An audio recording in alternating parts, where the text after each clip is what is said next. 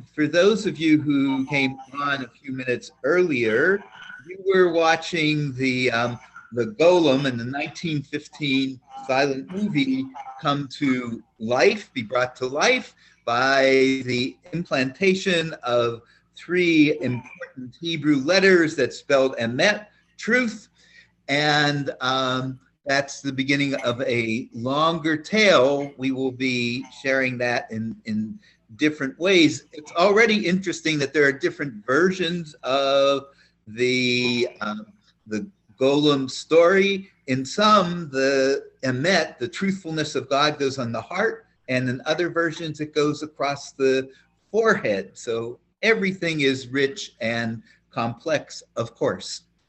So I do want to welcome everyone. I saw a note coming across. Can we send you the link to the movie? We will do that when we send you the recording itself. And I want to remind you of some of our basic protocols. One is to say, Bruchim Habaim, welcome. We always love having people join us for these webinars, and we're glad that you could do that. Several of you are new to the Kaplan Center webinars, so it's good to review the following, that we record the webinars, and we do that because there's some people who are very interested who can't make the session, and we send the recording. If for whatever reason you don't want your Purim showing on a video recording, you can just click your stop video. Otherwise, you'll be part of something that will be shared with others. We also remind you that we value dialogue very much, and our best way of doing that is encouraging you to put your comments in the chat room. Create a chat. Dr. Eric Kaplan, who is the other co-director of the Mordecai Kaplan Center, my dear friend and colleague, will be tracking your questions and giving them back to our presenters a little bit later.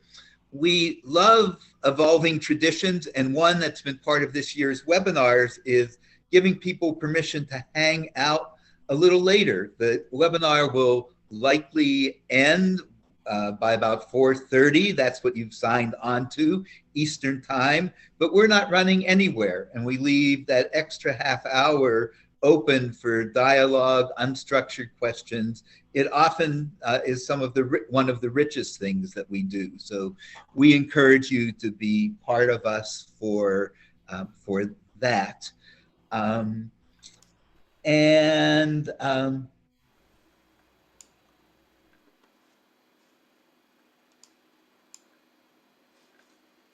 You've muted yourself somehow, Jeffrey.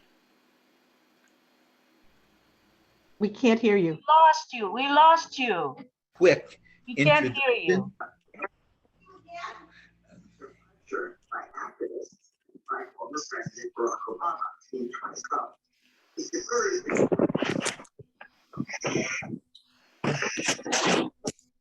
Jeff, you're muted. Okay, hearing me now?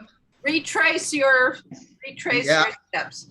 Okay, well, they were mostly logistics. So my most important steps are to introduce some colleagues who have very rich perspectives to offer today. One of those colleagues, and again, you have their fuller bios were sent to you, is Rabbi Lawrence Pinsker, who brings with him a deep interest and knowledge of genres of science fiction, Jewish science fiction, and how they, speaking of intersectionality, how they intersect with Judaism in our Jewish life.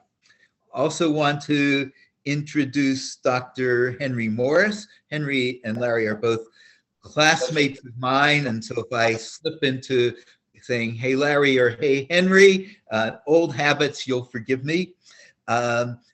Henry is a graduate, as is Larry and myself, of RRC in the 70s.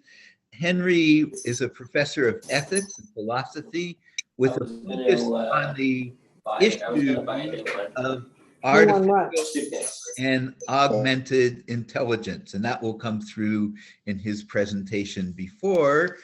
And the reason why I'm on this panel, some of you know, is that for the last 4 or 5 years, I've spent an ungodly amount of time obsessing on the fact that text me can either be a call to study deeply Jewish wisdom. It also is a kind of social media and communication technology. And I'm always thinking about the relationships, the way they build on one another, the dissonances, how they take us to 2 different worlds. So that accounts for my particular interest here. I want to say that I'm going to share one more thing with you, that I love it when we're able to have a pre-dialogue, as we were here. And you're looking at a book, The Golem, Modern Wars and Their Monsters by Maya Barzilay. Seems particularly timely given what's happening this past week in the Ukraine. You'll see some of those connections. But we read this book together and we were intrigued and generated out of that reading different. You'll hear more about those. Okay. And are you able to go to mute all at this point easily? In the participant? I've been muting people as they join, because if I would click mute all, you would have become muted, and then I would have had to unmute you, and I didn't want to ruin the flow. So okay. I have the participant thing open, and as soon as I see somebody unmuted, I mute them. Very good. Excellent. Thank you. Okay. So we're ready to get rolling together. I am going to label the 3 presentations, each about 20 minutes.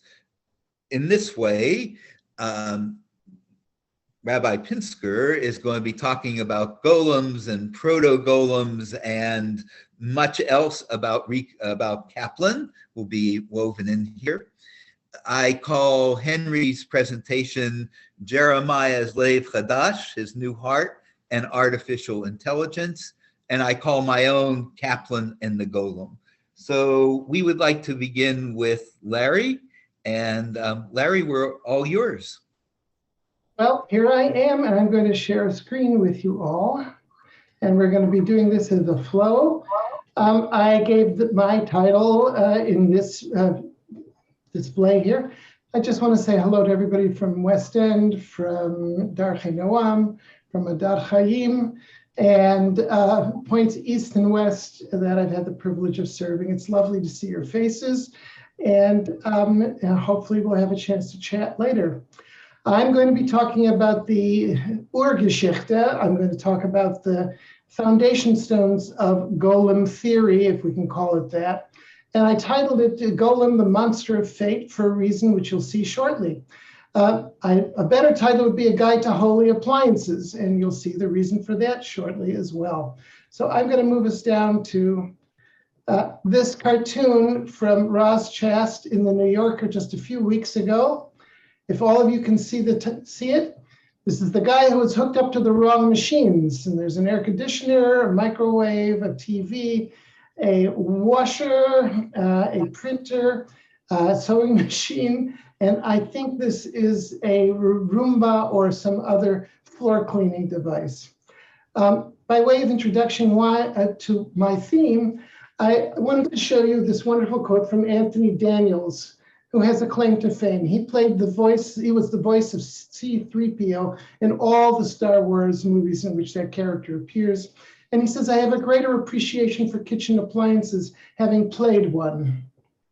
It is a very wise comment, and that is what we're going to be doing in our study of the Golem and its origins.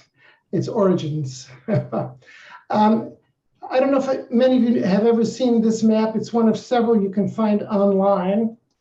It is a map of the hidden tributaries of the Thames in London and other rivers and creeks or streams that flow through it. This is a very simplified version. There actually are many, many dozens.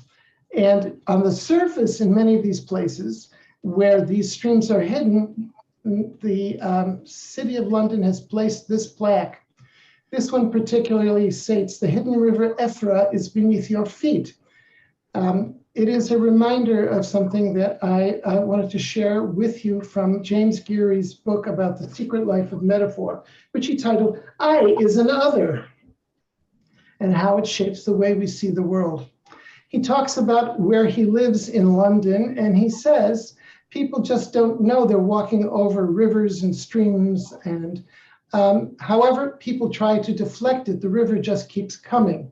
So rather than fighting it, they funnel it into pipes laid along its natural course, submerging those beneath new roads and homes. The river retreated underground and people lost track of it.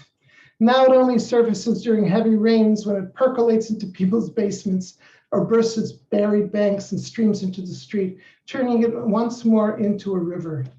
This is how the river, like a long forgotten metaphor, reminds us that it's still there, even though we can't see it, that it's still fleet, still flowing, and knows exactly where it's going. And that is going to be a theme that you will see all through what I present.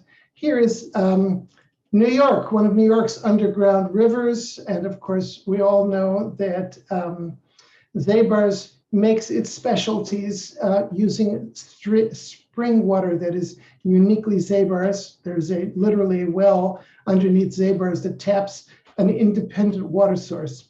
And this is one of the many tunnels that divert rivers and streams under London. Just got to watch out what those things do, because this theme of the golem, and this is a little handmade figurine you can make. You can sew together of the golem. It's available in Eastern European towns. Golems are a thematic feature going all the way back to Psalms. However, the way in which we refer to the golem nowadays is largely influenced by the stories of contemporary golem fantasies, modern literature, and the most telling of these include stories by Yitzhak Leib Peretz and Sholem Aleichem. Yes, the Sholem Aleichem of Anna Tevka. A golem is inscribed, as Jeffrey said, as Rabbi Schein said, in some tales, especially those from Chelm and Prague, with the word emet somewhere on its body, particularly the forehead. Oops, we didn't want to see that yet. And it can be deactivated by removing the aleph in the word emet, changing the inscription from truth to death, to met.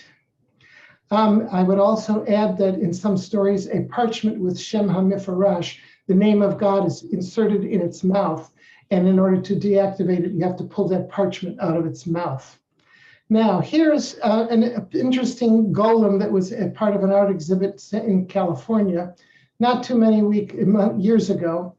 I don't know if this resembles any figures that you know in modern history, but this is a work of art that was produced to illustrate the thesis of truth and the character of the golem. The reason for this is that Shoshana Guggenheim Kedem was asked to create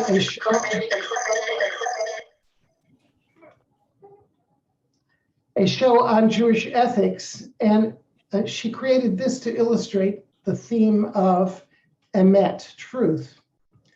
She was asked by the curator of the museum exhibit the exhibit at the Jewish Center at which it was on display to remove it because it was inappropriate for children.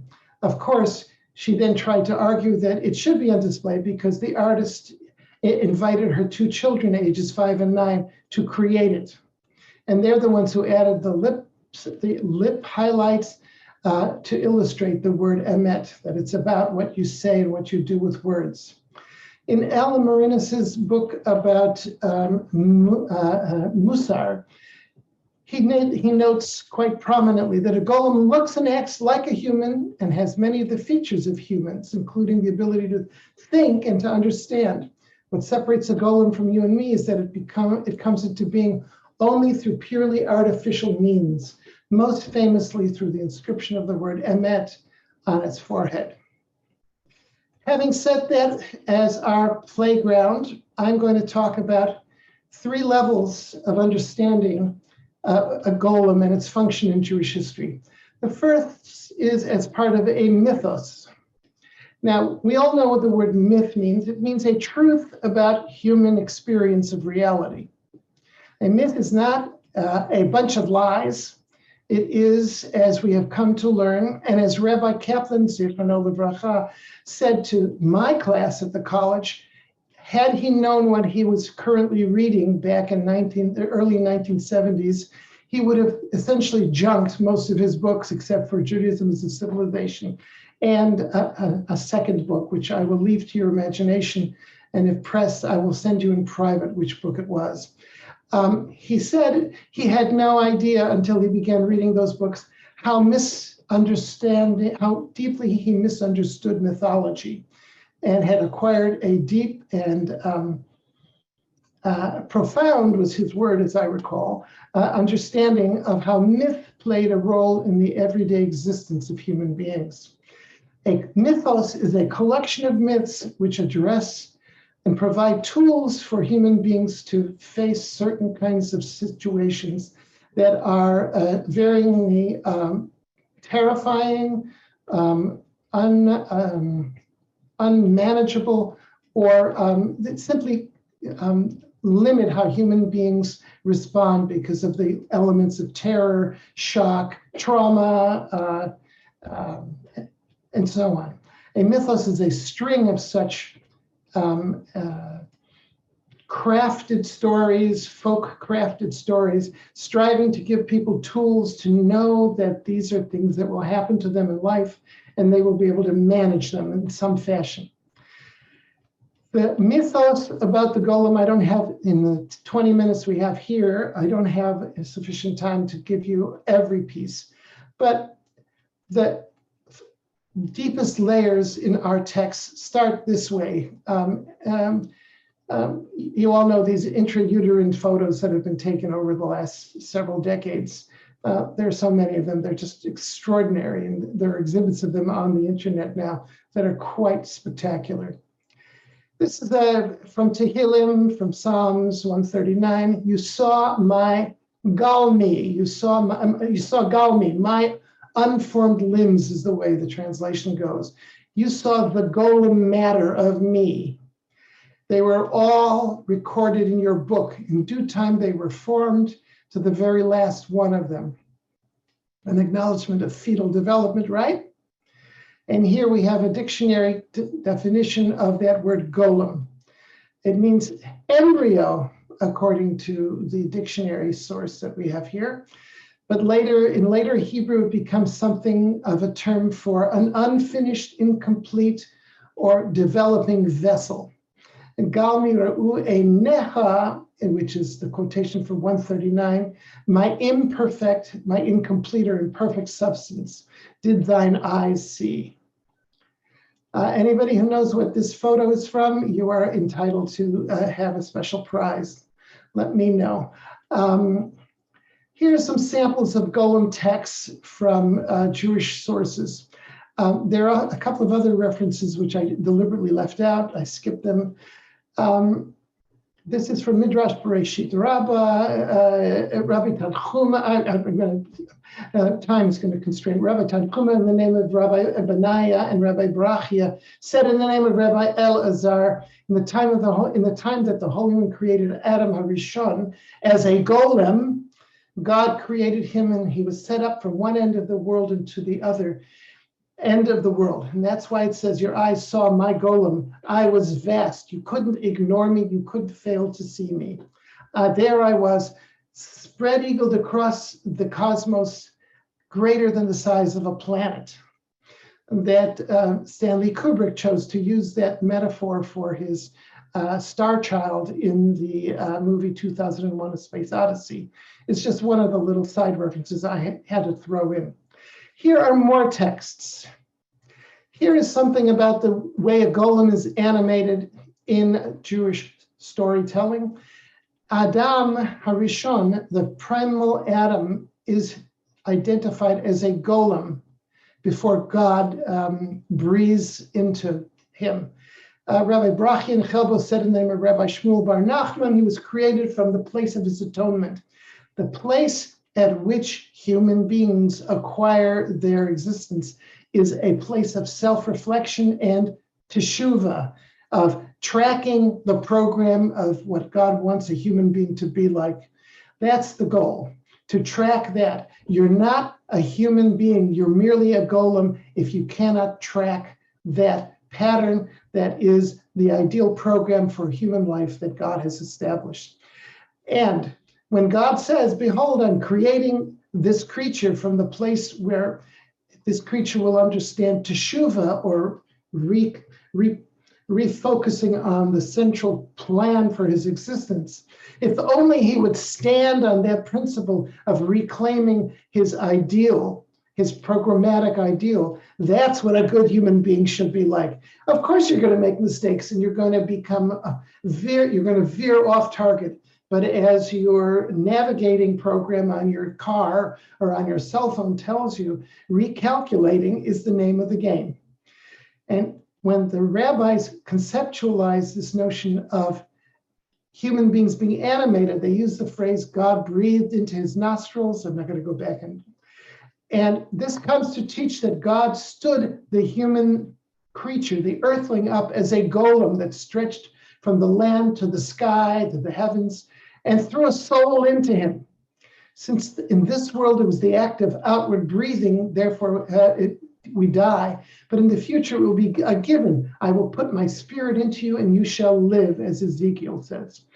And this is where Nachmanides, the Ramban's commentary on this, which I think is very telling in understanding why the rabbis are focused on this principle as a part of the mythos of the golem that is every human being as its information. For one who breathes into the nostrils of another person gives into the other something of his own soul. Similarly, since God breathed into man's, a human being's nostrils, it follows that the soul in a human being is of the divine essence. It is this which Scripture says, and the breath of the Almighty gives them understanding.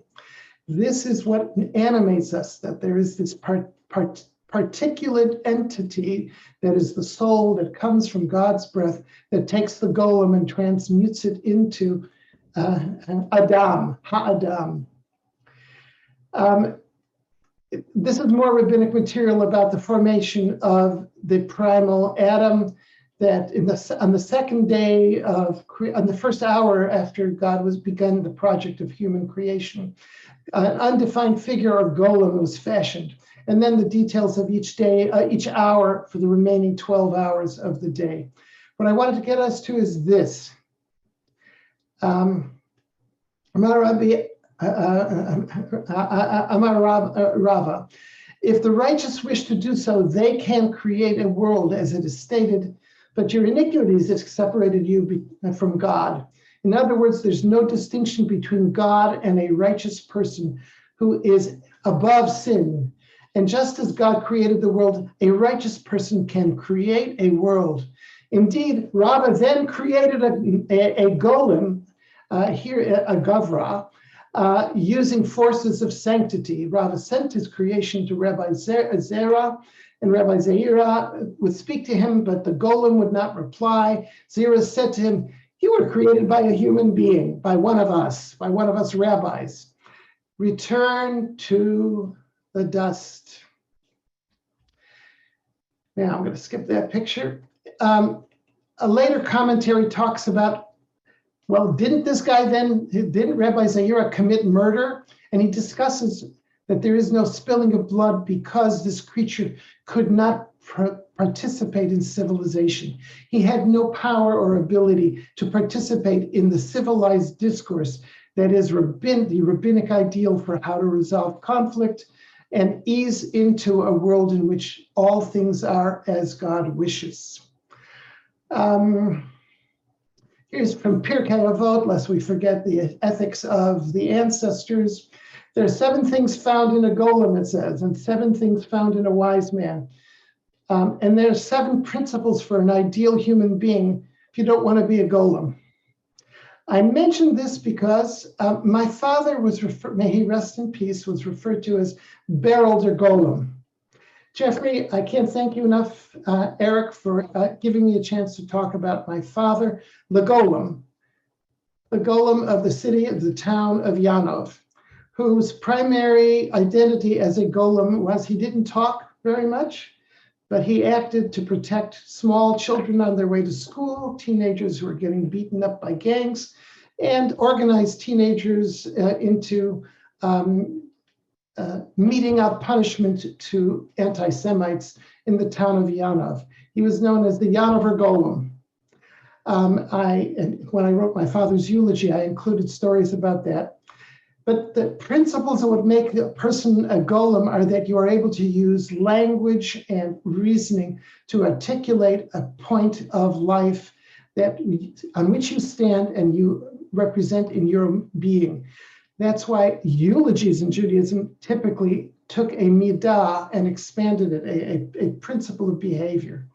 I'm going to rush ahead now because there's so many wonderful ways. Mark Aleinu Wachnin, a philosopher and rabbi in Israel and France, teaches us that the challah is braided to remind us of the golem. In the beginning, a person is supple like dough, whose malleability we emphasize by making 2 braided loaves for Shabbat.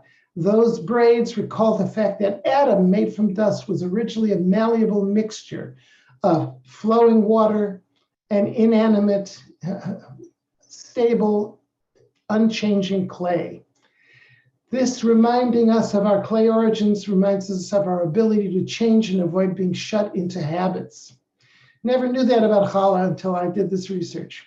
And finally, I wanted to bring up something that Dr. Eric Kaplan, shared with us, that in his 1960 book, The Greater Judaism in the Making, Mordechai Kaplan wrote about the function of Kabbalah and its Christian Kabbalistic analog to bring about radical change in the physical world, even beyond what scientists contemplated in terms of progress and change. The making of a golem in which Kabbalah plays a role, though deemed an audacious act, was not regarded as ungodly. It was something filled with danger because what one was doing was entrusting the power to work changes in the world to anyone who was morally unfit or spiritually undeserving, or what I would prefer to say, incomplete and uneducated. That's the myth. I'm skipping more text that I just couldn't put in here. There's no time.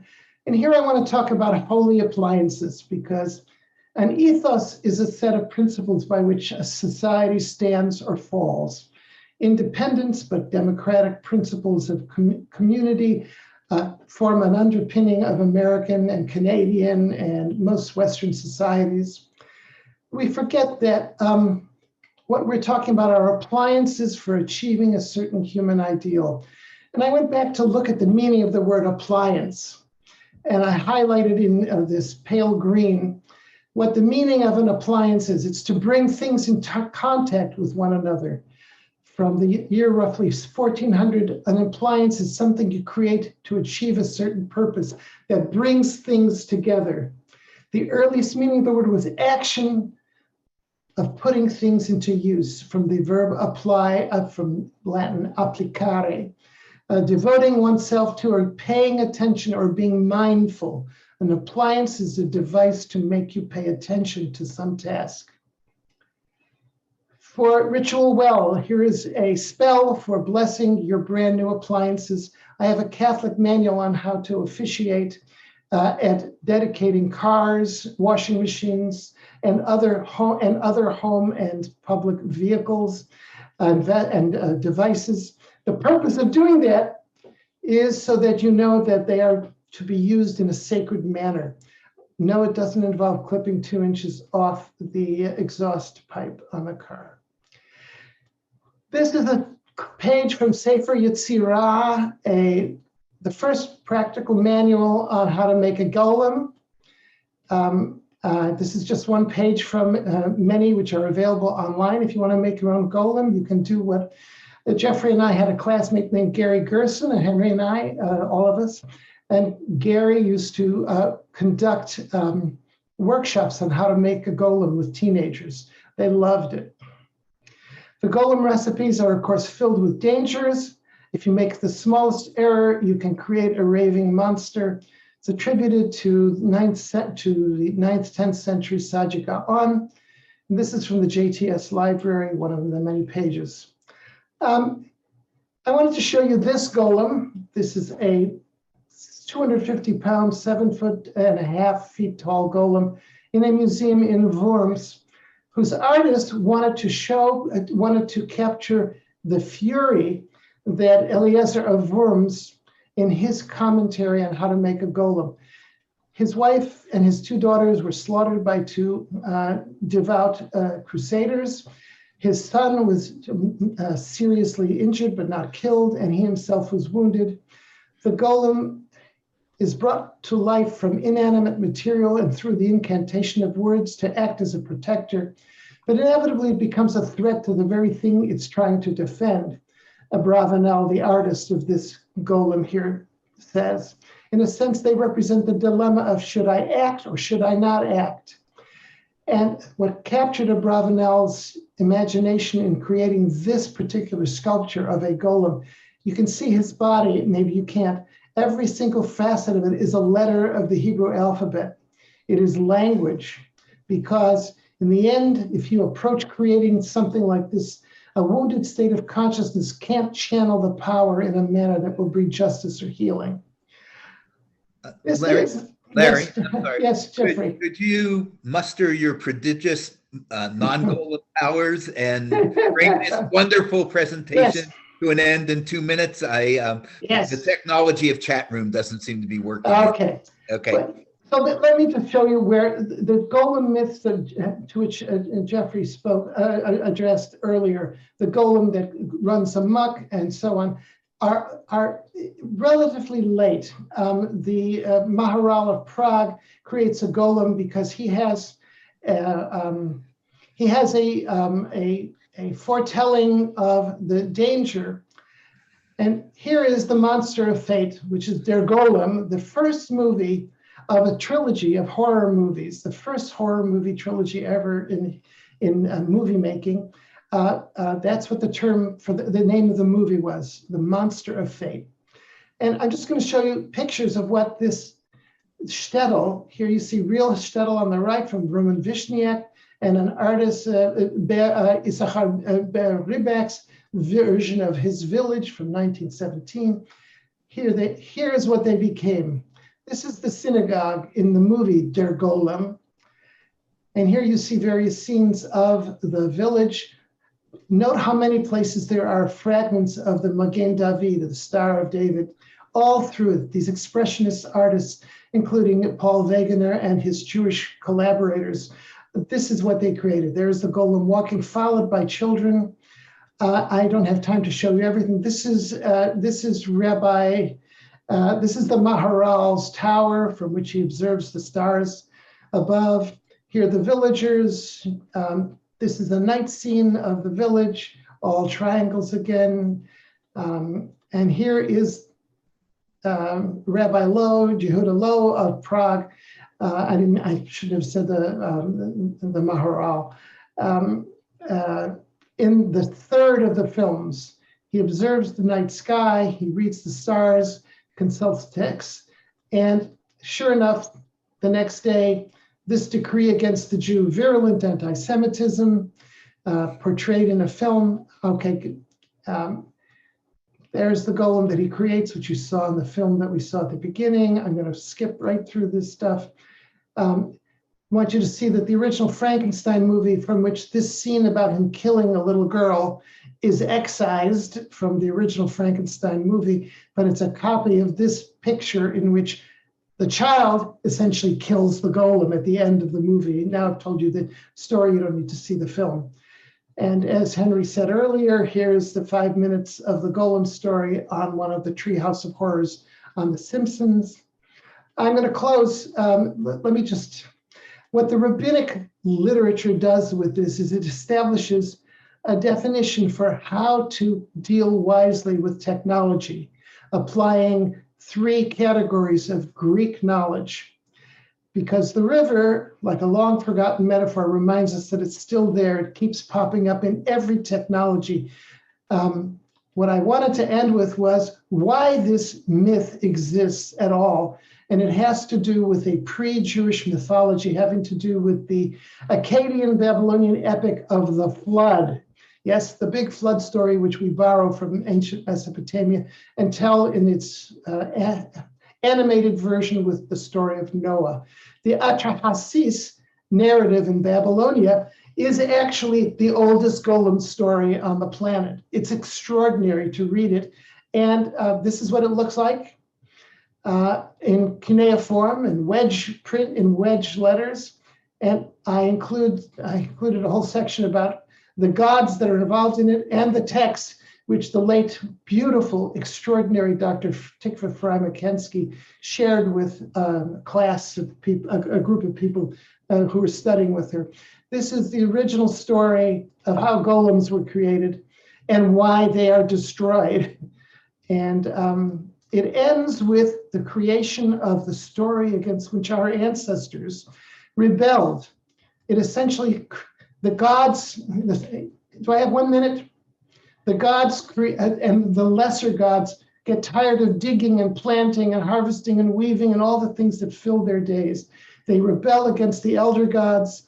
They threaten the lives of the elder gods.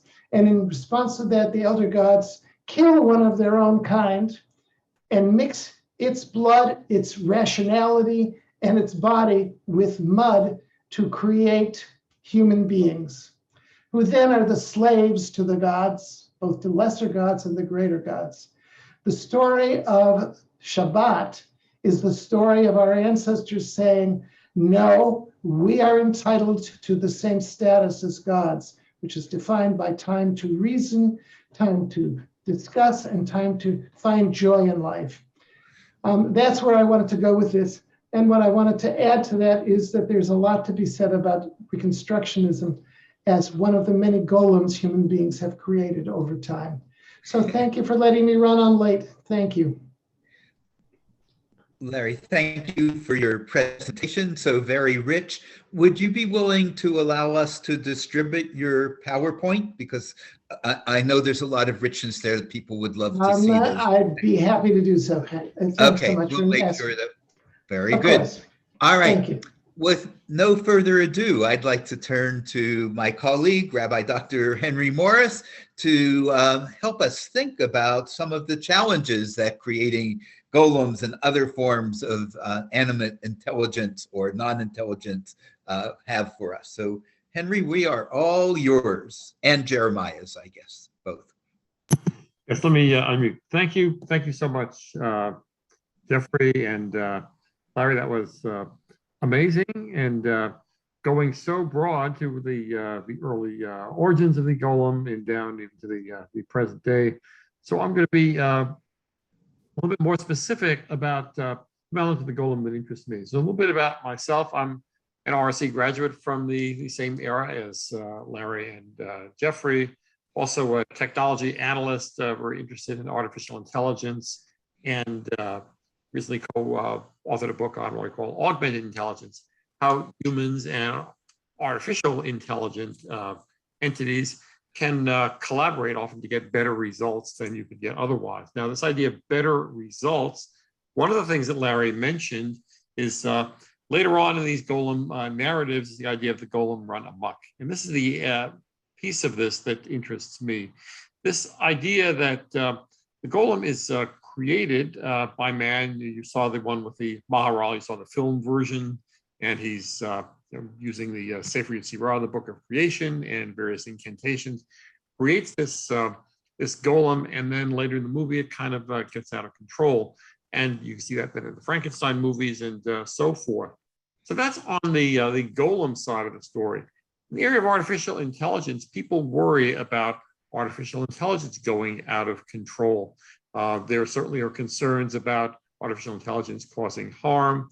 There's a famous book by a Oxford researcher, Nick Bostrom, called superintelligence, where he says, gee, you have this, he doesn't call it a golem, but you have this artificial intelligent creature that was created, and you just ask him to produce some paper clips. And what happens? Bostrom's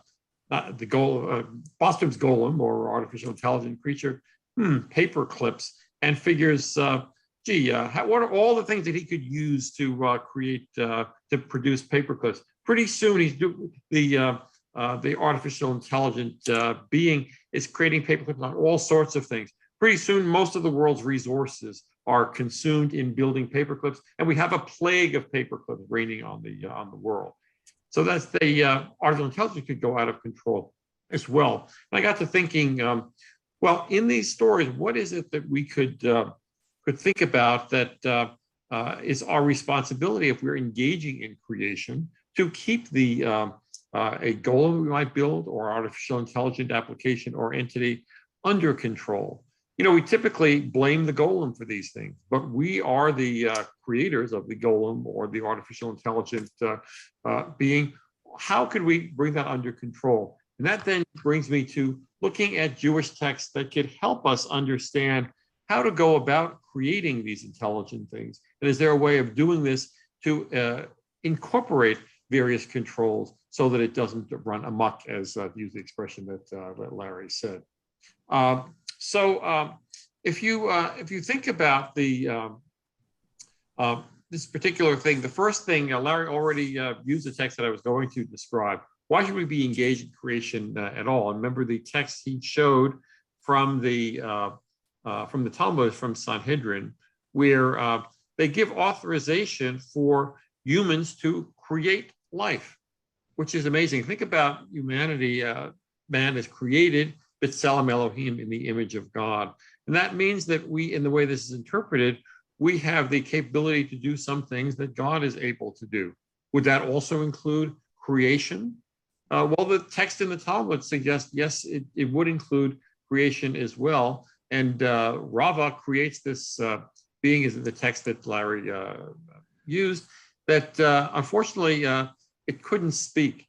And Rabbi Zera looks at this and said, well, return to the dust. This is worthless. It's not very good. They didn't have Siri and Alexa or any improvement on that back in those days.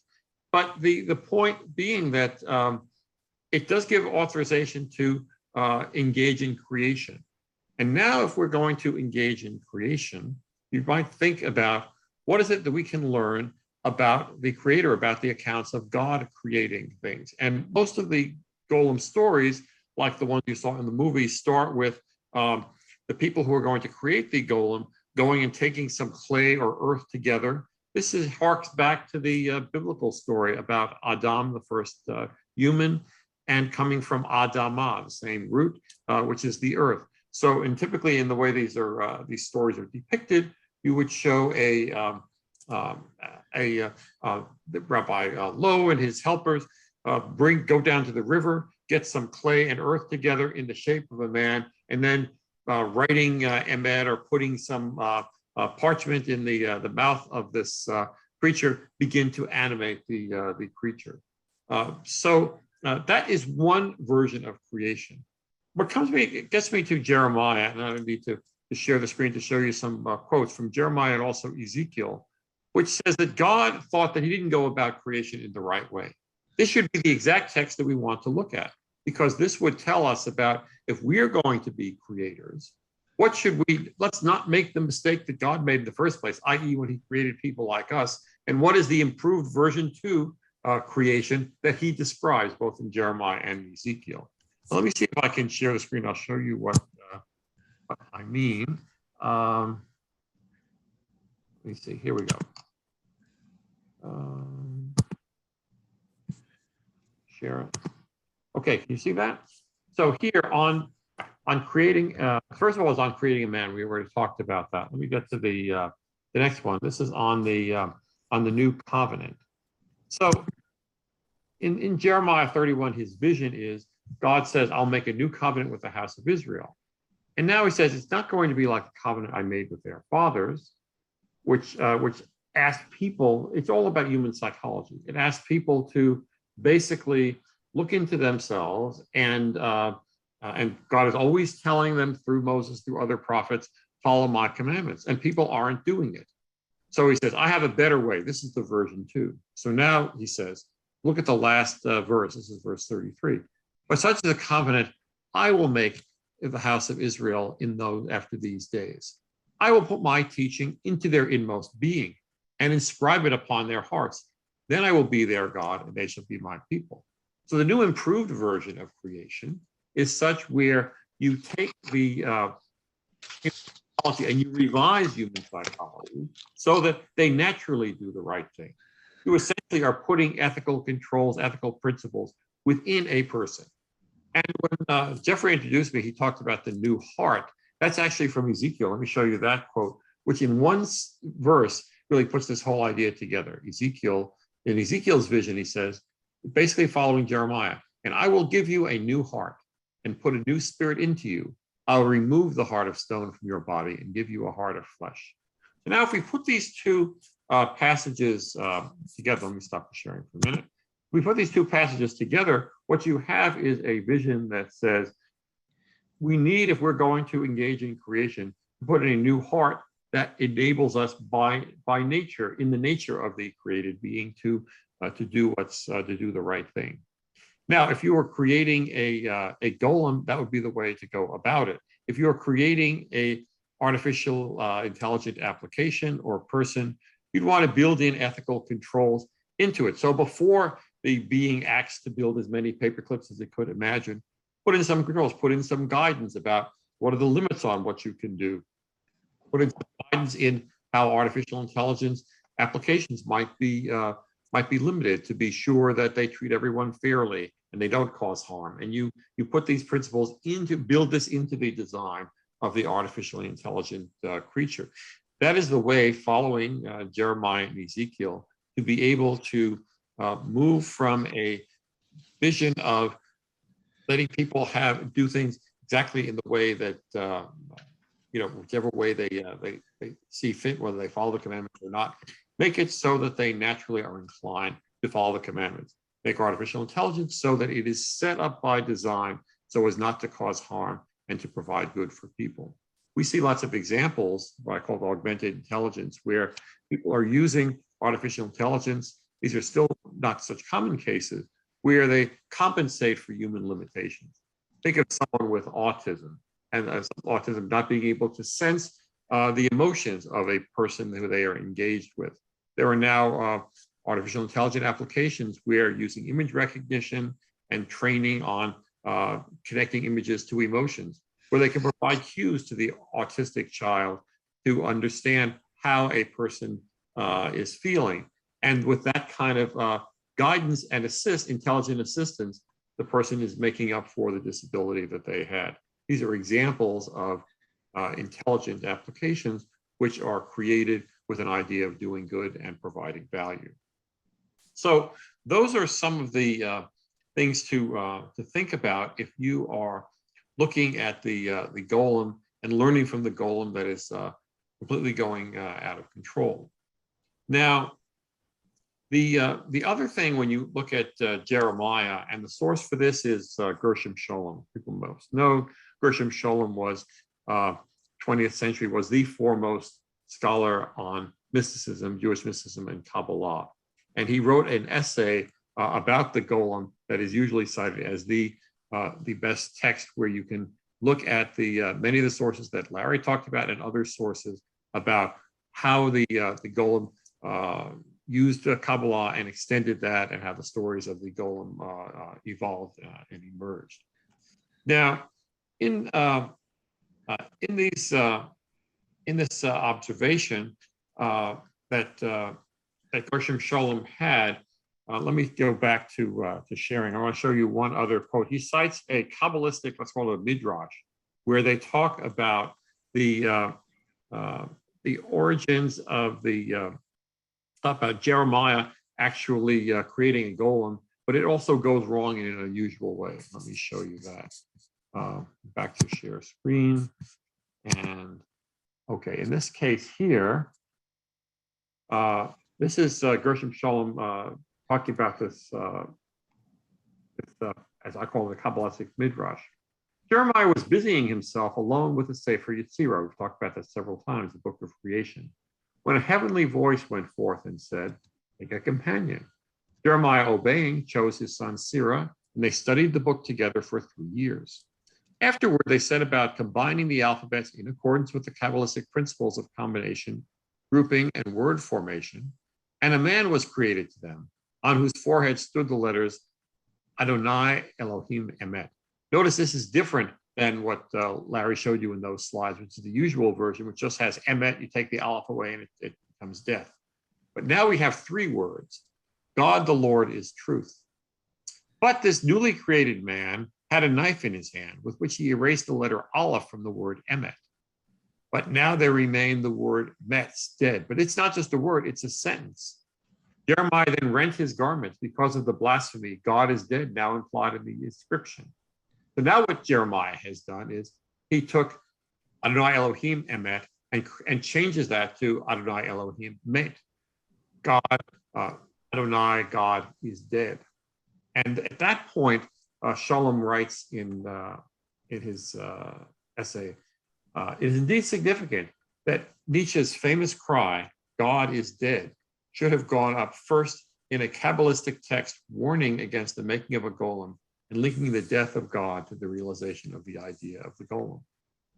So now in this case, again, this idea of the golem going awry, but what this is really telling us is the other attribute you notice in the golem stories is that you look at Rabbi Lowe or other cases, Rabbi Lowe is there trying to invoke a golem as a powerful person to be able to save the Jews, as there's this decree against the Jewish community in Prague.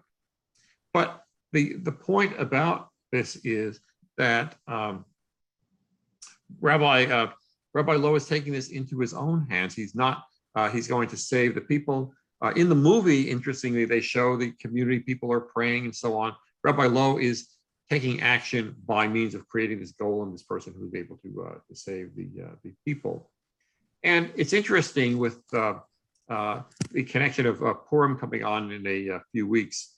God typically is absent from much of the golem narratives, except for people invoking God's name in the Sefer Yetzirah, but God is not involved in these efforts to rescue or save the Jewish people. Similarly, in the story of Purim, you won't find God's name in the book of Esther. All of these things happen without God's direct involvement, at least explicitly, as it's recorded in the text.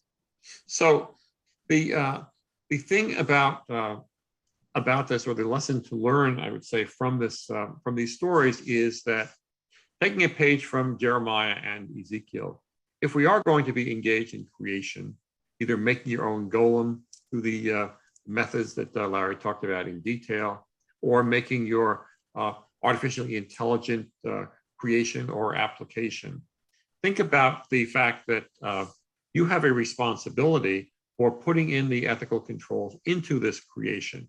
You can do it or not do it, but if you don't do it and the creature or creation or application goes awry, don't point the finger at the creation. Look to the creator and the things that you could have done to provide the ethical controls needed. We're living at a time when, as Barzilai writes in her book, technology is being used for all sorts of warfare, and we see this just in the past week in the Ukraine. The ability to use intelligent applications as a force for good or not bad is really a human responsibility, and we're the ones who need to step up to meet those challenges. So let me just close with a quote that Shalom, who was worried about the misuse of computers and intelligent technology, back in 1965, he gave a talk at the dedication of a big computer at the Weizmann Institute in Rehovot. And this is what he said. And his speech was called the Golem of Prague and the Golem of Rehovot. And here's how what Shalom's wish was for the new computer they put into Rehovot, which was called Golem Aleph. And he said, in conclusion of his talk, all of my days I've been complaining of the Weizmann Institute has not mobilized the funds to build up the Institute for Experimental Demonology and Magic, which I so long proposed to establish there. And of course, he would want to have been the director of this Institute of Demonology and Magic. No, they preferred what they called applied mathematics and its sinister possibilities to my more direct magical approach. Little did they know when they preferred Chaim Precaris, he was the professor who was the director of Golem Aleph, the supercomputer there, that they were letting themselves in for. So I resigned myself and say to the Golem and its creator, develop peacefully and don't destroy the world. Shalom. So as I say, shalom, and back to Jeff. Thank you so much, Henry. I'm going to turn it over to Eric at this point, and I believe Eric has fielded at least one or two questions that he'd like to put back to Henry and Larry. Yes, so it's been a bit quiet in the chat, so I encourage you to put things there, and after Jeffrey speaks, there'll be time for a few more comments, but for now, there's two things to bring up. One is Joan would like Henry if you could restate what you said about autism and artificial intelligence, and then also Gerard is asking, God ordered Adam and Eve not to partake of the tree of knowledge or of life. Is there a lesson here for how we should develop AI applications? So definitely some stuff to think about. Okay. Well, first of all, Joe, thanks for your question. Happy to talk about that. By the way, if you would like, and I could send a reference later, there's a group at Stanford called Stanford HAI, Human-Centered Artificial Intelligence. And they encourage the development of applications for the benefit of mankind. And they run conferences where they show applications in all different walks of life in all different fields.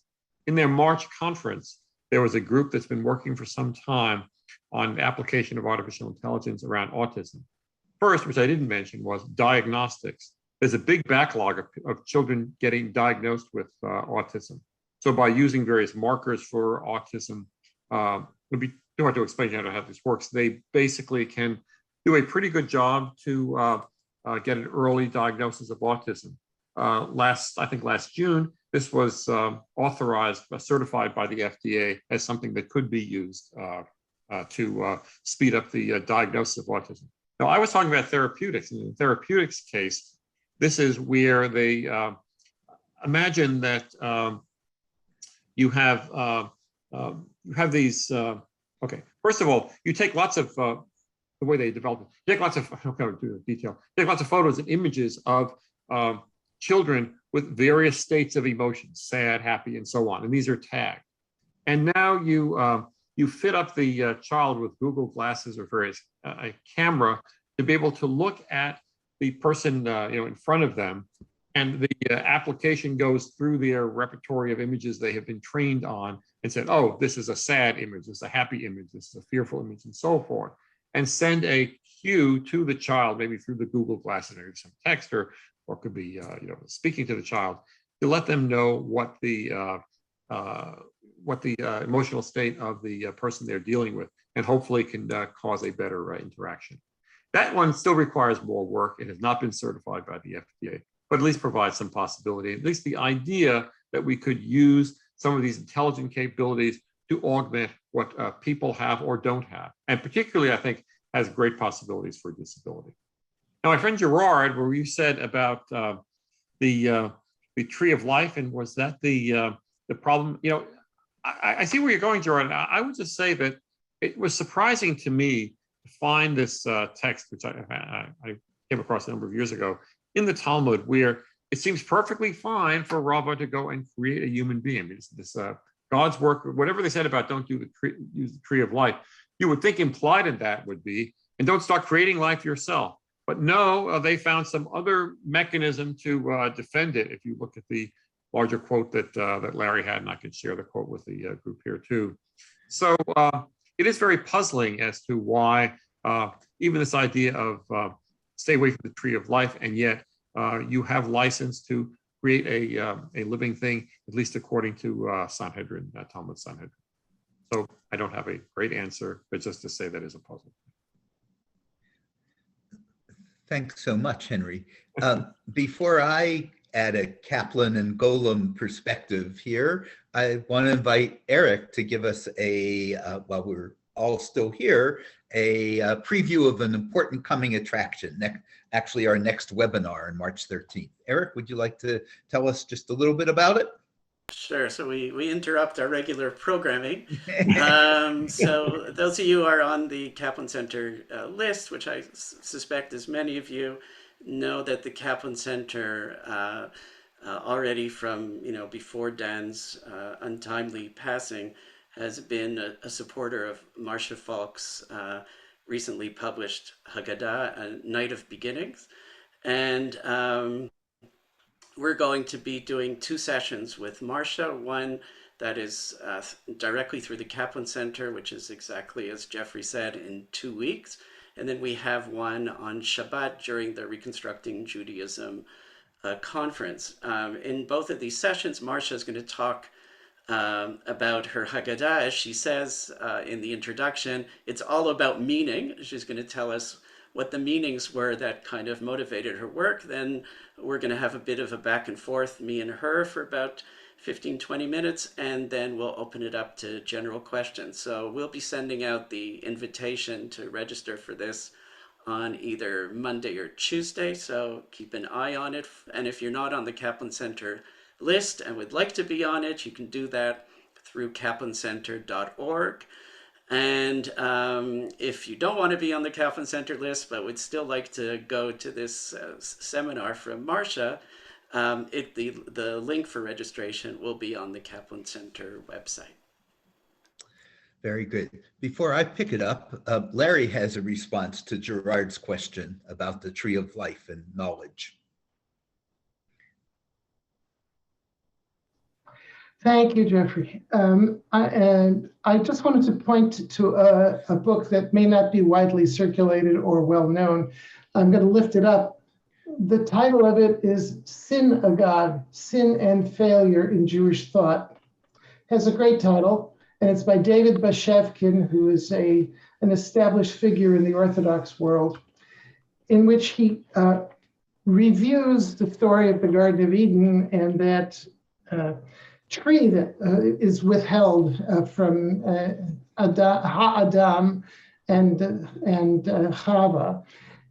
And he will change your perspective on how the story works with quite a remarkable skill. And the reason I'm citing that is because there's a wonderful poem from a poet named Albert Goldbarth, who did much of his work in the 1970s, in which he cautions people in a poem that the myths in your nervous system are writhing. We are caught up in socialized use of words. It's inevitable, as anybody talking about meaning, metaphor will tell you, that there are rallying cries every time we use a word. And the story of the Garden of Eden and the trees of life and the tree of knowledge of good and evil really do not function historically as they begin to function under the impact of emergent Christianity. A prominent scholar in the Orthodox community named David Shapiro, alav hashalom, who lived his career and life out in Milwaukee, Wisconsin, did a phenomenal job of reviewing these materials, and Bashevkin is carrying this forward. But he says we need to understand that tree, that pairing of those two trees, was a license for us to do what Henry pointed out, and I also pointed out, which is to go forward with creation and being that in that shutafut, that partnership with God, toward achieving a more perfect way of serving God, because that's, after all we're created to do. Thank you, Larry. And again, we'll have some time at the very end, like 25 minutes from now, for questions that are bubbling and will only come forward after you hear some more dialogue. My opportunity and privilege here is to share with you two things. One is a few more thoughts about this book, Maya Barzilai and the Golem, and then some interesting Kaplan musings about the nature of the golem that I get, as I always do, from my colleagues Eric Kaplan and Mel Skull, our resident Kaplan scholars. They rarely fail me when it says, can you tell me what Kaplan might have said about? And I will share a couple of those with you.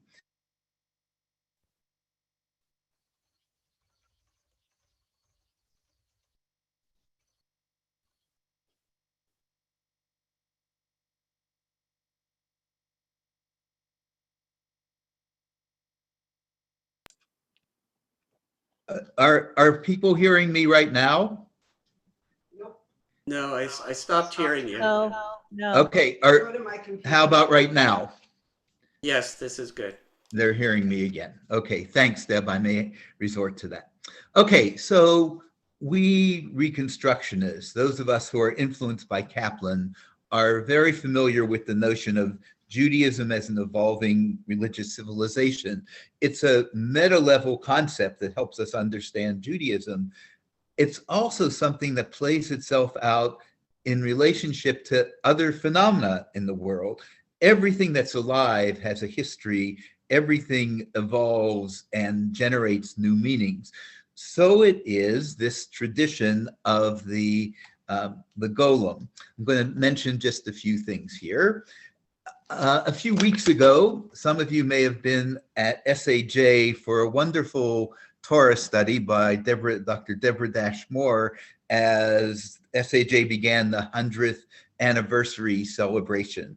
And Dr. Moore sort of brilliantly paints a picture of Jewish life on the Upper West Side, of all the developments around ethical culture society and modern orthodoxy that are bubbling around and that influenced Kaplan as he founds the Society for the Advancement of Judaism.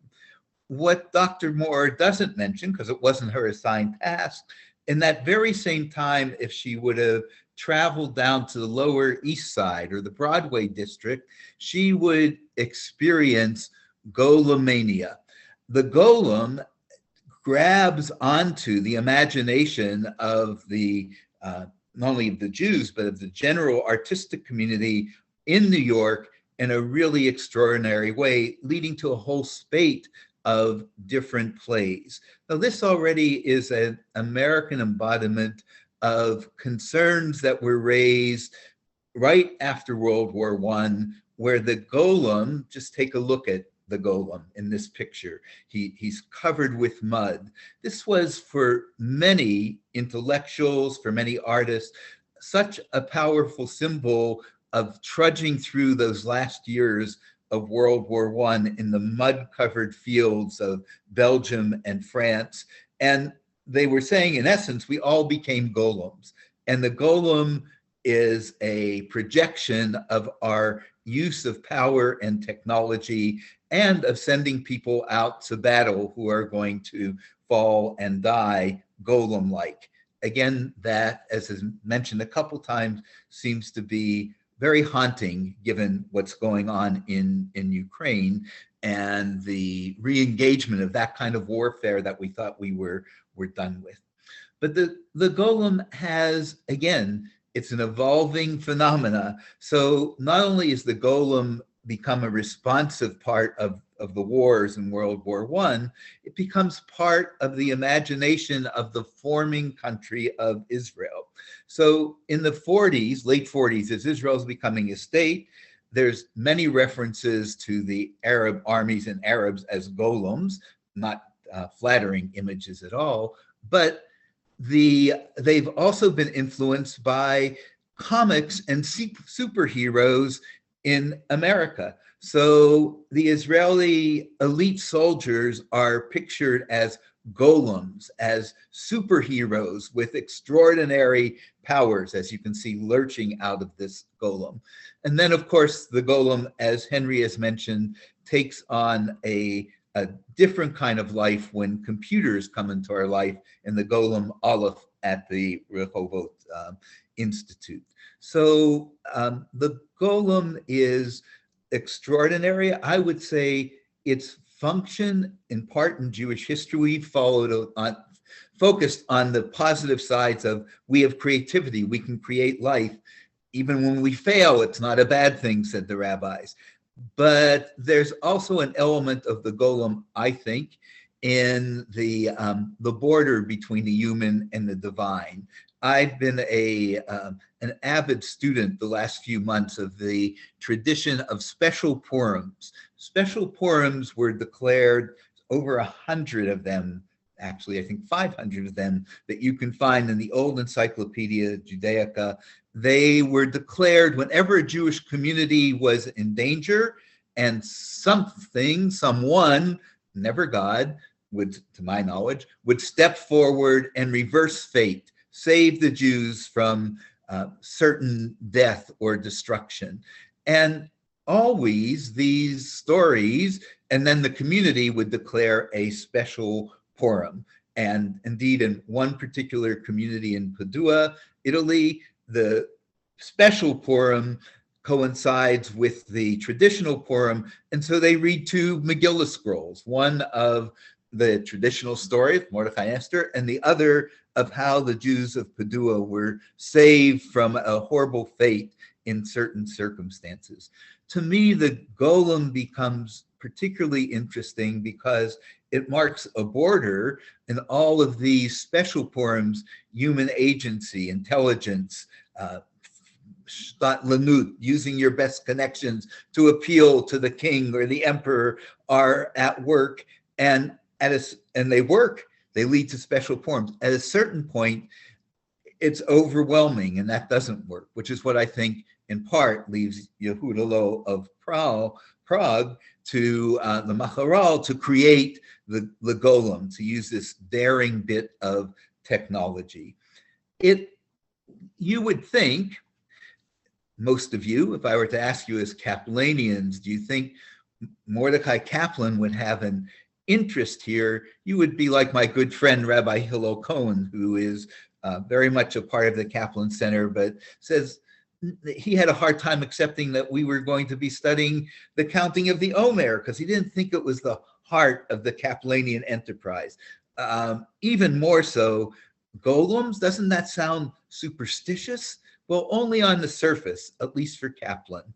So I have a few quotes that I'd like to share with you in the context of this series. These 3 webinars that we've done have been science and religion, the role of wonder and science in our life.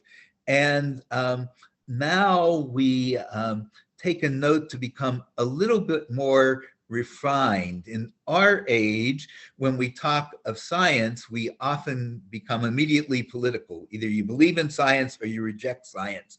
And what one can miss, and Kaplan was very aware of, is that there are many frames for understanding science. It is not one thing. So here, Kaplan writes, again, thank you, Eric and Nell.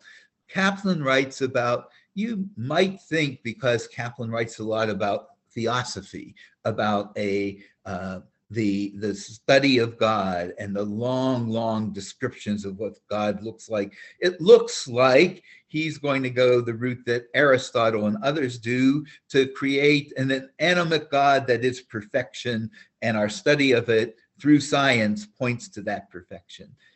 Kaplan expresses great excitement at having rediscovered Kabbalah, this is 1929. Why? Because his view of science is, like everything else about him, is influenced by pragmatic philosophy. For him, the key to our understanding science is not so much science lishma, though he doesn't disdain that, but the use that we can make of science, how we can make an audacious act, as in the making of the Golem, in which the Kabbalah played a role, though deemed an audacious act.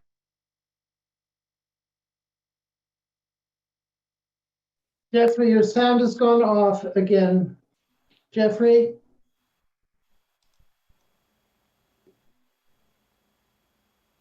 Eric, can you text him?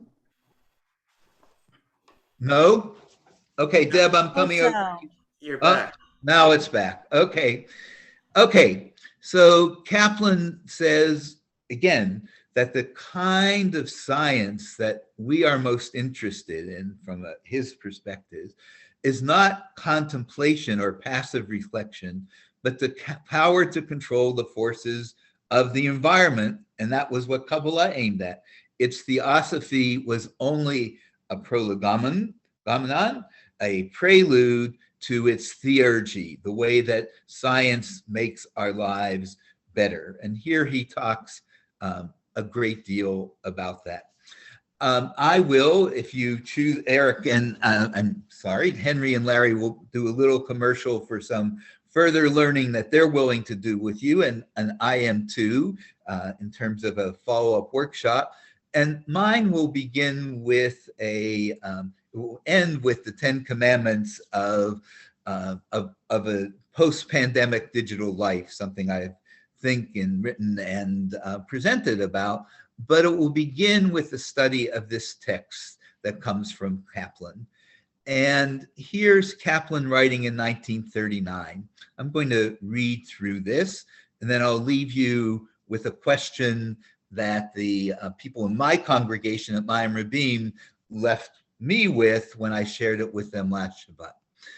It seems to me that in most of the writing which deals with the present world chaos, there is not enough stress laid upon the new phenomenon in human society, the formation of great human amalgams through the rapid means of intercommunication. These human amalgams will take a long time to become human and amenable to reason. In the meantime, they function like Frankensteins or golems. I love it when I rediscover the socialist Kaplan. Nationalism, fascism, communism represent effective amalgams that crush all individuality. He's against that. Viewed from a theological viewpoint, they are the penalty for greedy, selfish individualism of a capitalist regime. But they differ from supposed penalties like earthquakes and plagues in that they contain the correctives of a degree of the evils that result from golem-like creatures coming into the world, amalgams. That an amalgam is very much what we live with in the digital age, right? We have all these points of information that become interconnected, hence the web of information. Viewed in this light, what is happening now will appear not as a world turned into chaos, but as chaos pregnant with the world yet to be, the creation of human amalgams that shall have the divine within them. So appreciate the irony here. We're studying the way humans cross the divine into the divine to create a golem, and Kaplan's suggesting it also works in the other direction.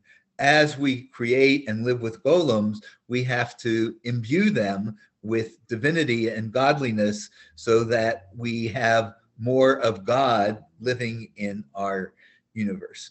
When I presented this to my good folks at Mayim Rabim, one lady said, you know, Rabbi Jeff, would you say that Kaplan is being prescient here about the nature of technologies and what it means to have mass forms of communication and the possible challenges alerting us to them? Well, I won't tell you what my answer was.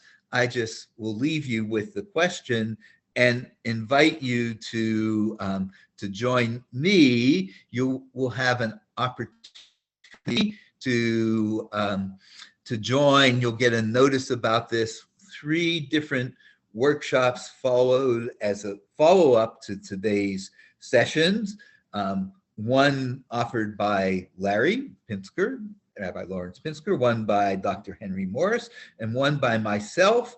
And I asked them before we move, we will have time for some more questions, if they would like to do a brief infomercial about what it would be like to spend another hour and a half with them at a different time, at their convenience, at your convenience, but sponsored by the Kaplan Center, going into more depth. We realize that these webinars raise lots of interesting questions, more questions than we can certainly answer within the context of a first cut. So if you'd like to go deeper, Henry and Larry will tell you what you might be going deeper about with them.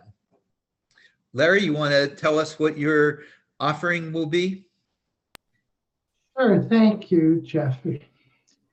I proposed a program whose tentative title is Fearsome Imaginings of the Heart, a curated tour of religious and philosophical ideas and ideals that flow from nearly all science fiction, using stories and films with some particular attention to Jewish source texts and some contemporary materials who will examine messiahs, dreams of perfect social justice, a kinder universe, soteriological visions of redesigning human beings, rebuilding their identities, and retooling their civilizations, which we also call tikkun olam.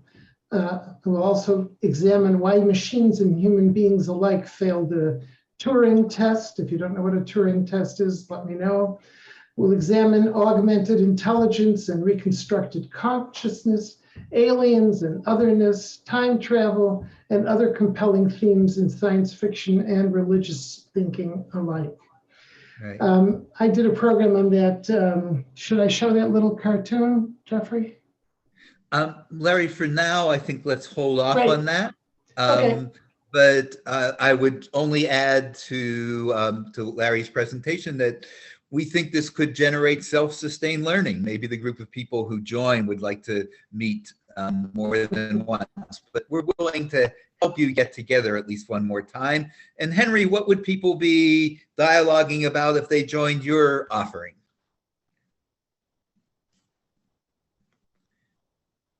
Unmute, Henry. Henry, you're muted. I know, muted. It sounds like that the commercial for the guy who's unmuted.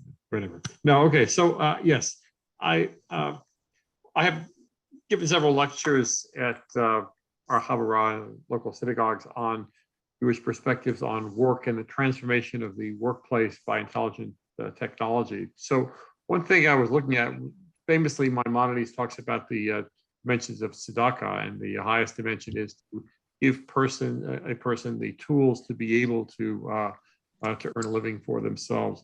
What would that mean in the current environment? What is Jewish ethical principles about some of the changes to work, and how could you best help someone be able to earn a living under these new types of mechanisms for work, which involve what again Larry used that term called augmented intelligence. People working with intelligence systems and to get things done in a different way. So it's Jewish values on work, and also how to help people adjust to this new environment. And as I indicated before, I was doing a workshop entitled The 10 Commandments of Our Post-Pandemic Digital Life that would begin with a deeper dive into that Kaplan quote, and then go into how is it, as we imagine going beyond the pandemic, we want to guide our life online. So enough previews of coming attractions. Why don't we re-interrupt those previews to get back to our program?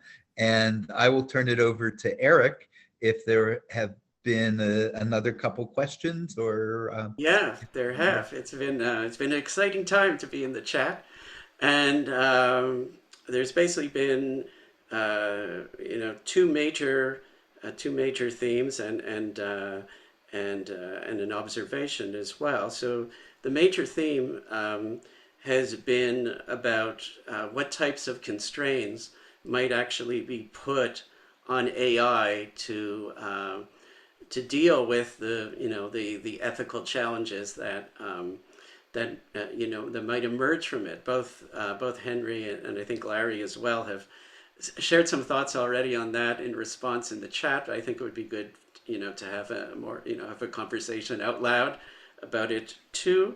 There's also been a lot of exchanges about the specific example of autism, Henry, that you did, and some questions about what are the the challenges that autistic children have and how might technology be used to respond to them. And then finally, Joan had I think an interesting observation as much as a question, which is about the relationship between when golem-like things appear in our intellectual discourse and just kind of a general feeling in society of powerlessness, that we can't kind of seem to solve things by regular means, so we turn to the supernatural in the hope that that will fill in the gap. So if either of the three of you want to chime in on any of those themes, it would be wonderful. Let me say, yeah, if I could, Eric, the thing about autism, I responded to several good questions in the chat, and what I said I would provide some sources, including I think a good source would be from the Stanford Institute on Human-Centered Artificial Intelligence, where you can learn about the research that's being done in this area, and that might clear up some of the questions. As I said, I distinguish between the work on diagnostics really further along to diagnose autism, but also the one that's a little more controversial and I think much more difficult and challenging, this idea of how to give an assist to children with autism to gain some capabilities that they lack. And then this got into how people express emotions and a lot of different things. But I think I'm interested in autism. I'm not an expert on autism, but I think that the whole area about helping people with disabilities is a very valuable potential application of AI. So I will give you references to this Stanford work on autism, which then you could follow that to find other things.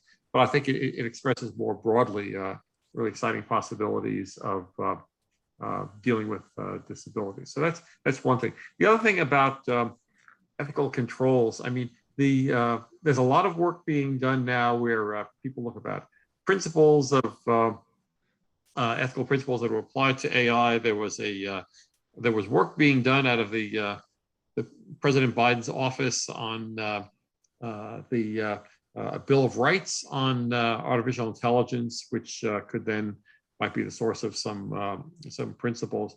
I just made the point in one of my responses that it's a hard problem because in some ways the applications themselves use principles, their own principles for making decisions. We call them algorithms, and a lot of the algorithms are fairly opaque. We don't really know exactly how they made these decisions. So that would make it hard to put in these controls. However, it's been suggested you can look at the outcomes. What are the decisions that are actually made? Do those treat people fairly? And you go through in that perspective to get some visibility on what the decisions actually do, even if you can't see exactly how those decisions were made, and make some controls about before the decision is actually implemented. You have to pass certain controls or filters to do that.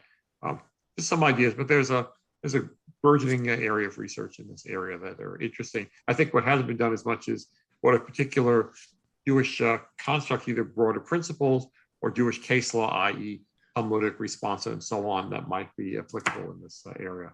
So it's a burgeoning field, a lot to think. Eric, I believe I saw Mel raising his hand. Is that correct, Mel?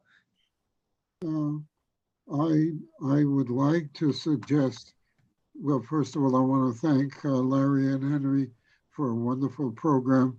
I would like to suggest that we are all engaged in the Golem project. That Golem project is the creation of ourselves. In other words, we start out as an undifferentiated blob and we become more particularized as we grow and as we become who we are. I think that's a basic truth that's embedded in a lot of the texts. And the question really is, at the end of life, or as we approach the end, are we willing to give up that Golem project and go back to some kind of undifferentiated self?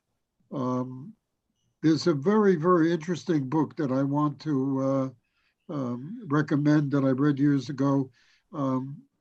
As a follower of Kaplan, I always had trouble relating to elements of the mystical.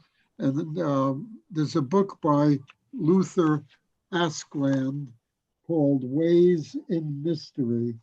And it deals with Christian rather than Jewish mysticism, but the point is it's written in a language which allows the non-specialist, if you will, Larry and Henry are specialists, and others who have delved into the Kabbalah, and allows the layman to relate to the problem of knowing and the problem of unknowing, which is so basic to elements of the Kabbalah.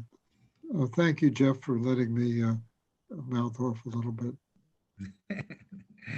I just wanted to add, there is already a well-established European body of guides to the issue of ethical robotics that has actually made its way into short stories in the world of science fiction. Of course, the model of this is Isaac Asimov's laws of robotics, which most people cite as 3 laws, but in fact, he upped the ante and said, no, there should be, and one of his novels, The Naked Sun, set in his universe of intelligent thinking robots and compassionate robots. He points out that there needs to be a 4th law. Peter Singer from Princeton ripped into the Isaac Asimov's material and criticized it as a failed ethical system. But if you look very closely at Asimov's response to critics, he actually more or less cites Pirkei Avot in creating a more complete and inclusive response to the dilemmas of restraints on so-called artificial intelligence, which means golems in a better sense. He was really very, very in tune with the future dilemmas that would be created by the creation of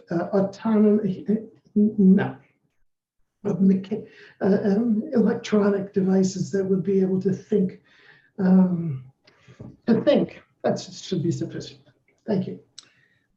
I'd like to lift up a comment from the chat room because I'm very aligned with it. Esther Miller mentioned that there is a book written by Sarah Pinsker, Larry's daughter, called We Are All Satellites. And Marley, who's also on this, Jeffrey. Marley and Milton. Marley, I saw her name, but I didn't see her. So yeah, anyway, truly Sarah is Larry and Marley's child. And has the creativity of each of them coursing through her, I would add. But her book, We Are All Satellites, is an extraordinary read. And it is about what happens when it becomes the norm to have a satellite installed into your person that allows you to multitask and move more quickly through life, and some of the good things and many of the horrible things that come out of that. And, it's wonderful to do that in the form that's a novel, and it's really quite a wonderful read. So I recommend it. Maybe we can bring Marley here for an extended webinar sometime, but it's a wonderful book. Sarah. Bring Sarah here. Hello, Marley Pinsker.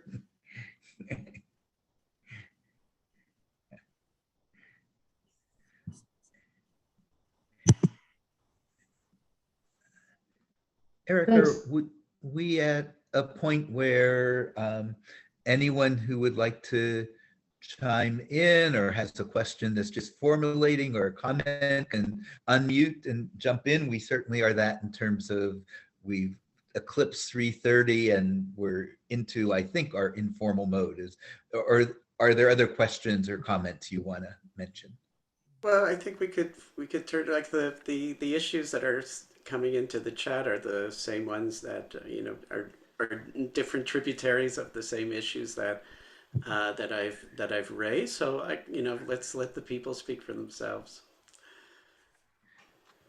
Okay, so please just unmute and say who you are and share your comment. If Joan I Sack. could finish up what I had in mind. The Askland, at the end of his book, it talks about dropping the Golem project. In other words, it talks about entertaining the possibility of non-particularism in terms of our identity. In other words, we want to become more and more particular. We want to become who we are. And at the end, we need, in embracing the possibility of death, need to drop the Golem project. And I must say that for myself, I'm not ready to drop the Golem project. Askland, Askland. It's a wonderful book. Talks about giving up our name and becoming nameless, the way God is nameless. In other words, we become nearer to the divine the more we give up the Golem project. Yeah. So a noted reconstructionist, Milton Steinberg, has a lovely reading that many people are familiar with, where he talks about holding on to life with open arms.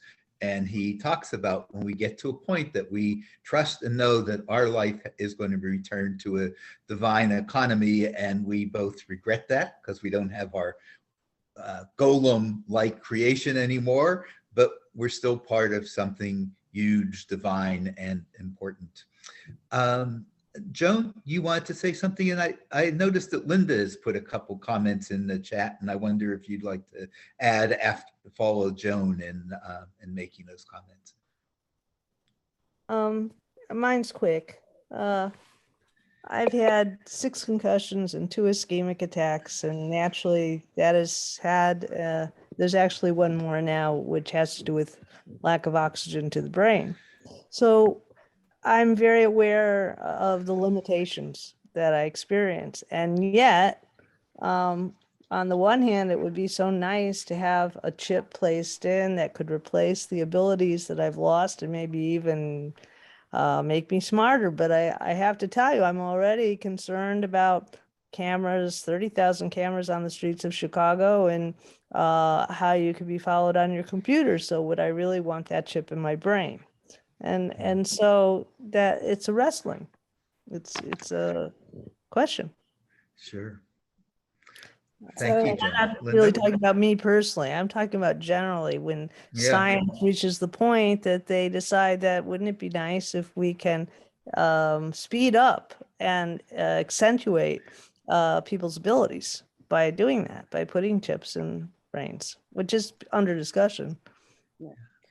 Hi, I'm Linda Botek, and thank you, Rabbi Pinsker, for inviting me to this.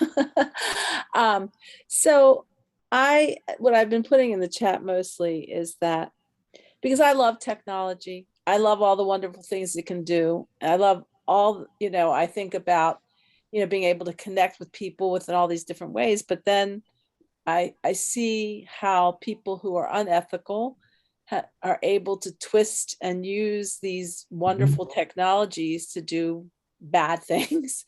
I mean, we can't always even imagine, even with science fiction, and a lot of them have imagined some of these things, how bad things can happen. And so, and as you just said, I think you said, Rabbi, that you don't want to be controlled and have all these things, but the technologies are growing so fast, and we can't always keep track of things. And with the intelligence, the AIG, the artificial intelligence, even more growing it, I just wonder how we're going to put the genie back in the bottle. How are we going to?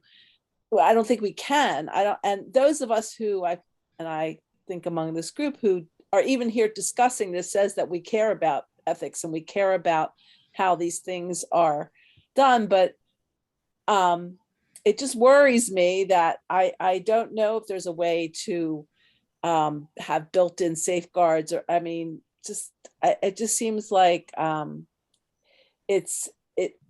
we are very self-destructive in some ways.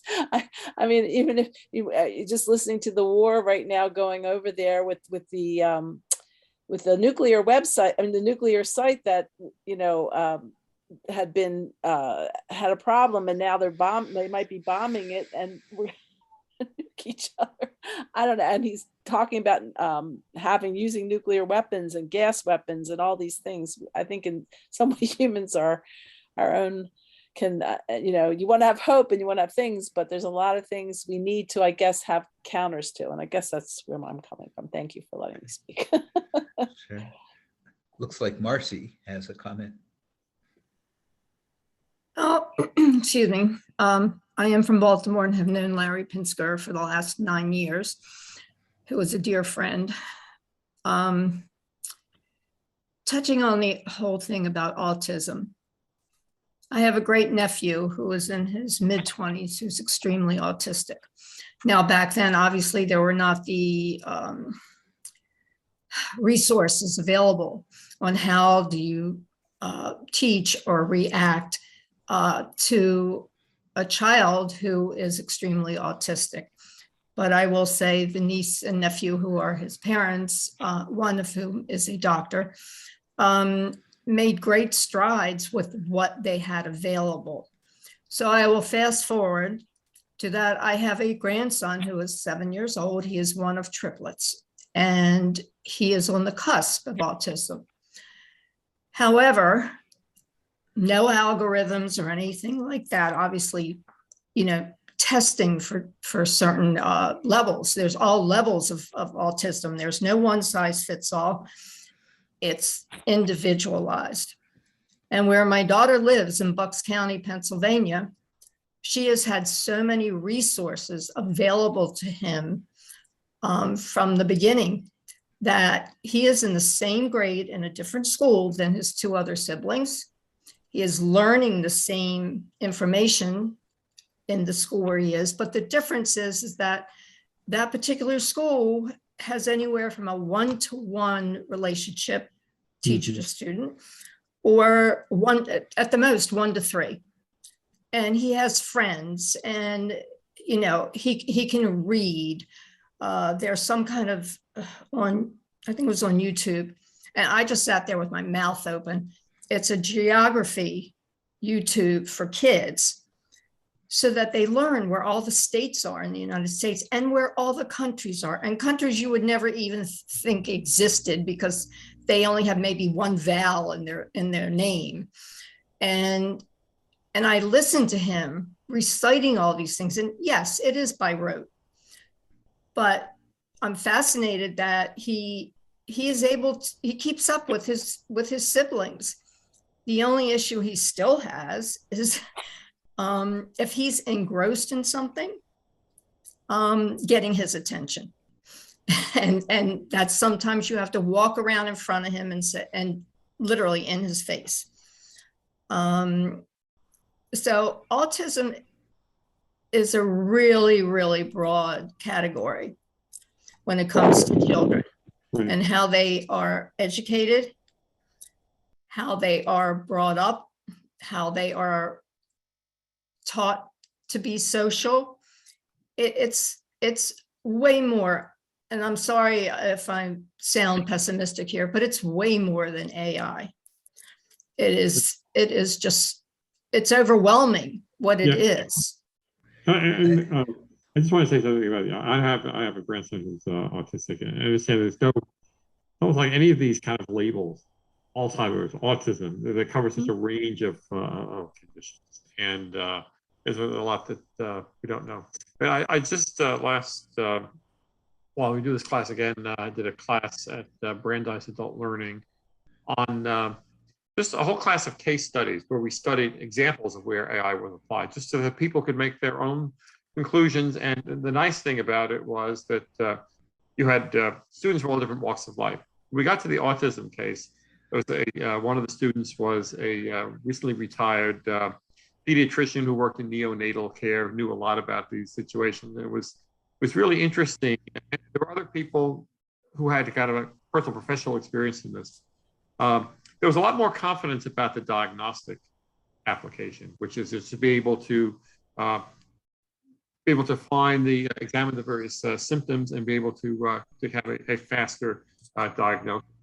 Therapeutics, the case which seems really fascinating, there was a lot of skepticism about whether that will actually work, how well will it work in all different cases and so on. So there's, and that's why I think it's still under development. I just use it as a template to say, autism covers many different cases. And if you look at the broader case of disability, it covers many different situations. It just is, it provides some possibilities, but also some things to worry about. Who brought out Joan mentioned this thing about privacy and also issues like that. There's just a lot of things to look at. But there's also some hope in certain situations, but you got to be careful, and it's still early days for some of these applications. So yeah, by all means, I'll give people the sources where you can learn about the Stanford work and you can make your own conclusions about it. But it's, I think it's better rather than talking, my view about doing this and getting educated about this is, rather than looking at this generally, look at specific cases and see what you think about how they work and what are the shortcomings and what are the advantages. And I'll get some of those to you, so you'll make your own conclusions about it. We'll be glad to pass this on. Esther had a comment, so I think I'll call on Esther. Eric, you're there. And yeah, please. The reason I brought up Sarah's book was that in a former life, I worked in a rehabilitation center. And my job was both to help people accept and get used to things like cochlear and brainstem implants, but also help them deny them when well-meaning people felt that that was the only way to go. And so you have to be very careful about these, quote, improvements and what it means to a well-meaning parent to want their child to be normal when the child knows that they will never be normal, but they will be what they are. And I got involved in both the rehab and the legal system in these areas, and including areas where people as adults wanted to get the thing removed from their brain, which is not an easy practical thing to do. But there are so many things to consider in this. And cochlear implants and brainstem implants are, you know, sort of taken for granted now. And there's more to come that will probably be much more invasive and probably allow people to be tracked, just like Rabbi Sachs mentioned. So it's a big area. The anxiety, the issue of anxiety over technological progress, let's call it progress, it really needs some tempering for several reasons. But rather than enumerate them, I just want to recommend to people a film online, which was produced in the 1990s at the Jewish Theological Seminary. It features two rabbis from the Reconstructionist movement, Mark Margolius and Elizabeth Bolton. The title of the film is Eugene. I used to show it to every bar mitzvah class that I taught for a couple of decades because it deals with a fascinating effort to enable a young man from the FSU, from the former Soviet Union, whose mother was pregnant and whose pregnancy, whose birth was complicated by a truly anti-Semitic vicious act of preventing the child from getting oxygen as it was being born, with the result that Eugene was born with severe issues of his ability to express himself, and how technology was used to gradually enable him to have a complete bar mitzvah at which Eugene, using computer assistance, delivered a speech in Russian, delivered a speech in English, read Torah, and fully participated from his augmented wheelchair. It's a truly moving, inspiring film. And because it's so old now, it gives us a glimpse of the process whereby compassion is woven into technology, even though, as Linda says, it's possible for people to use technologies maliciously and truly brutally. I do not think we really have yet come to grips with the basic principle that the rabbis articulated, which was that their primary concern was the way in which human beings are raised, educated, and taught to think.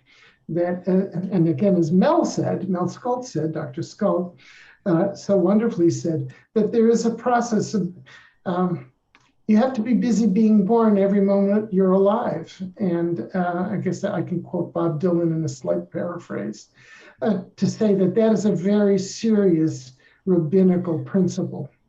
And the same principle should be also thought of as being applicable as we augment computers' intelligence. So thank you, that's all I want to say. Yeah. So there's another rabbinic principle, Rabbi Pinsker, that you know well, which is that you're always supposed to end with divrei nechemta, with words of comfort and optimism. And boy, there are lots of challenges and process problems. We have seen many of them. Yeah. Are you hearing me now? Yes, but somebody is joining us on the phone from Eric, Toronto. are you hearing me? Yeah, but somebody who's joining us on the phone from Toronto has had their hand up. So I think they would like to speak. I raised my hand. Hello? Hello? I raised my hand. Yes. May I speak? Go ahead. My name is Michael Sandberg. I'm calling from Toronto, joining you on the phone. I guess because I don't have a sufficiently broadband implant in my brain to join you by video, I wanted to recommend a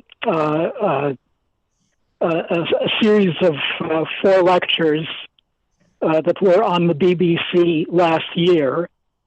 They're the Reith Lectures, R-E-I-T-H, Reith Lectures, 2021, and they had Stuart Russell on there talking about artificial intelligence with the human face.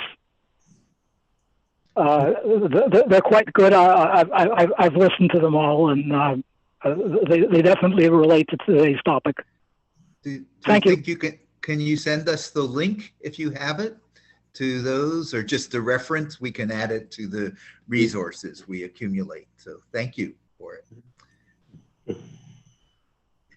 So Eric, are we following our established tradition of, though we know this could go on to Ad Chatzot, to the midnight, and well on that by 4, and it's almost 4, we close it and with Se'ulo mode, go and study more. And in this instance, you have at least 3 opportunities that you'll get within the next day or 2 to keep delving into the issue with Henry, with myself, with Larry. Anything else, Larry? Eric, that you would like to say in conclusion? No, I just put into the chat the link to the Reef lectures. So those of you who are still with us, you can access it. And when you get the recording of this session, you also will get the chat comment, so you'll have that link available as well. So Eric, does that make for our afternoon for this afternoon? I think so. All right. So want to end as we began with deep thanks to Rabbi Lawrence Pinsker and Dr. Henry Morris for their perspectives, and I must say, engaging in the preparatory dialogues was an enormous amount of fun, and we hope that it spilled over into good learning for you.